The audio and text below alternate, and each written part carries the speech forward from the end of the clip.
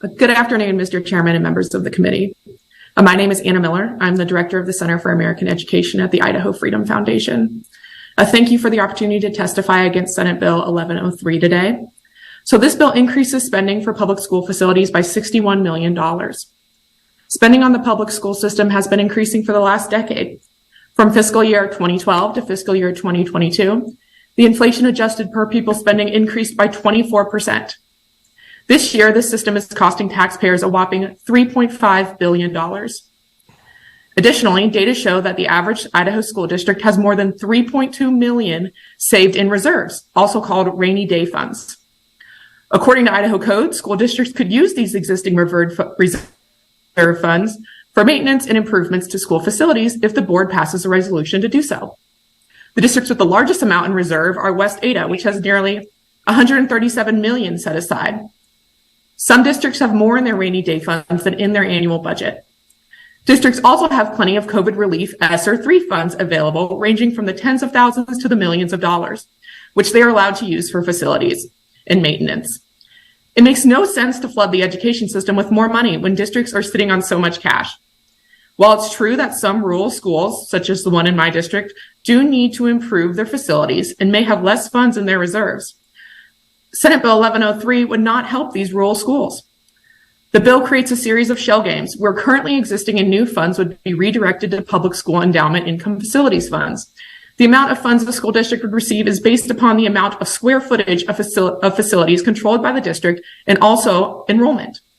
This means that small rural areas who have a smaller rainy day fund and struggle to pass a bond and therefore have less square footage will receive fewer funds than larger school districts who have already successfully passed bonds and have large rainy day funds. A better solution to improving public schools is to reform the state funding formula to spend the existing $3.5 billion on public schools more efficiently and effectively, and to encourage school districts to use the millions of dollars they have in reserves for facility improvements they need. Instead, Senate Bill 1103 will burden taxpayers with even more of the cost of the public school monopoly. For these reasons, I urge you to vote against Senate Bill 1103. Thank you, and I'd be happy to answer questions. All right, do we have any questions? Senator Lenny. Thank you, Mr. Chair. Ms. Miller, you said there are school districts with more in their rainy day funds than their total annual budget. Is that correct? Ms. Miller. Yeah. Well, sorry. Chairman, members of the committee, Senator Lenny. Yes, that is correct. So I'll give you an example. In the Prairie Elementary District, the rainy day fund is equal to 147.2% of the total budget, which is $199,000 approximately. McKay School District's reserves are equal to about 115.8% of its budget. And then there are some districts that are the opposite, some rural districts. Blackfoot, for example, their reserves are equal to about 7.4% of its budget. So it's much more modest. Senator Ward Engelking. Thank you, Mr. Chairman. And Ms. Miller, I'm wondering, I'm thinking that some of those monies are bond or levy monies and they are designated for certain things and can't be spent just as discretionary funds. Is that true? Ms. Miller.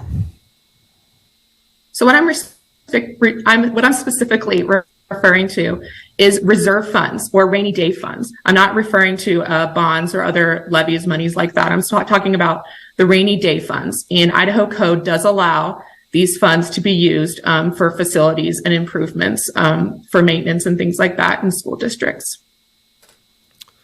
Right. I don't see any further questions. Thank you, Ms. Miller.